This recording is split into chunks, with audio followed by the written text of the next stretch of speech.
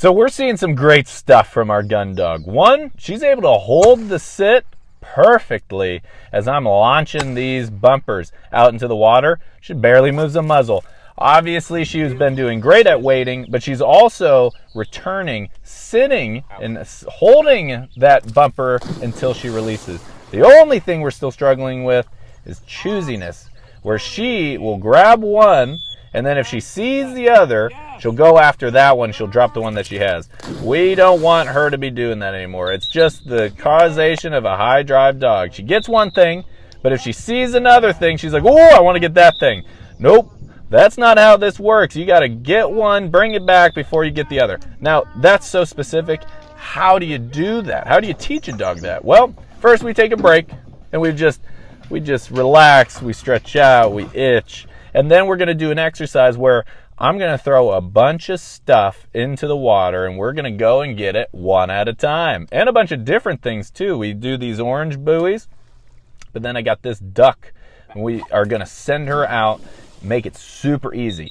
She is so close to me. So I can do these things without the challenge of distance being involved. That's going to set her up to succeed.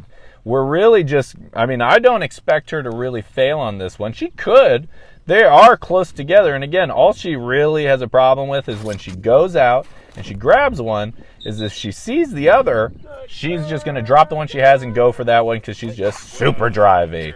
But when we're clearing this up and her going and getting stuff, again, one long whistle says stop and look at me. And we're also throwing in a remote training collar to also communicate like, hey, I need your attention. And we've taught this before, but right here. So she's looking right at that other bumper and I know what she's thinking. So I'm going to stop her, redirect her to the one that she's got and bring that one home, right? That is what we want before she can get something else. And I'm doing this in a way to where it's super easy for her to understand. Now here, she just has to bring that one back, and I'm just throwing other things kind of in her path, but pretty far away to start. Again, I want her to succeed in this so she can see those things and just get desensitized to, all right, I got to bring the one that I got back.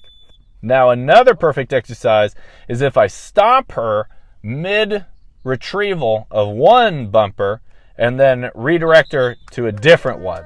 That way, in her mind, in that thought process, she's thinking about it. She sees one. Here we go. Perfect example.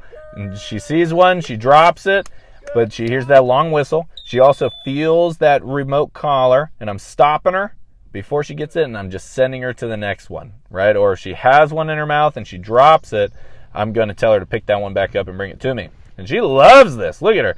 Even when we're taking a break, she's saying, hey, come on, let's do some more.